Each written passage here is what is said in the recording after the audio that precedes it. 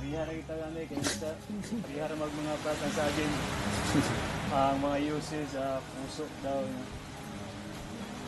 Isa ba dito?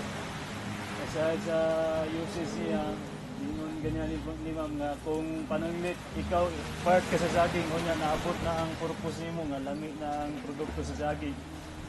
Kunya unsa yung bation kung pananglitan ikaw ang punuan ni sa tumam. Babay. Kaya lang kanya maabuno ra gyapon daw imong gamit magamit. Sama sa puso, pwede pa siya ipatis. Si Sir Toto, nagplano pa siya na ang ugat niya daw, patiso na. So, marangahan lang mga importante lang yun sa ato ang panag-iusa o sama sa puso sa saging dapat atong buhaton atong mga individual task na ikan sa atong puso.